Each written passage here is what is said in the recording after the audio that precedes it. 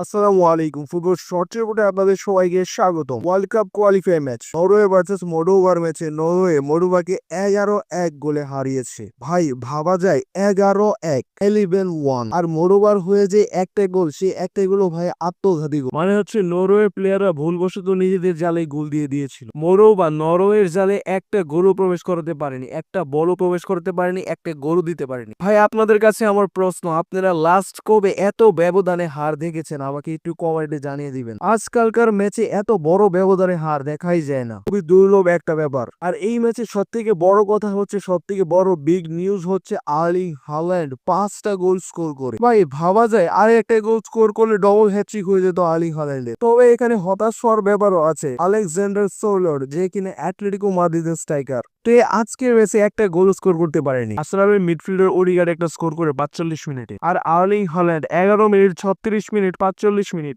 11 minute 36 minute 43 minute 52 minute এবং 83 মিনিটে সে তার 5টি গোল স্কোর করে। নরওয়ের হয়ে আয়াসগারও হ্যাট্রিক করে 63 মিনিট 73 মিনিট 79 মিনিট ও 91 মিনিটে একটা গোল করে সে তার হ্যাট্রিক পূরণ করে এবং 91 মিনিটে একটা প্লান্টিতে স্কোর করে এবং তার 4 নম্বর গোলটা পূরণ করে। এবং নরওয়ের হয়ে গোলের যাত্রা শুরু করেছিল হুড মায়া 6 মিনিটে। সবশেষে ধন্যবাদ নরওয়েকে এত সুন্দর একটা রোমাঞ্চকর ম্যাচ উপহার দেওয়ার জন্য নরওয়ের ফ্যানদের। সো ভিডিও ভালো লাগলে শেয়ার করুন, পেজটিকে ফলো করুন এবং ইউটিউব চ্যানেলটিকে সাবস্ক্রাইব করুন। এতক্ষণ সাথে থাকার জন্য ধন্যবাদ সবাইকে, ভালো থাকবেন।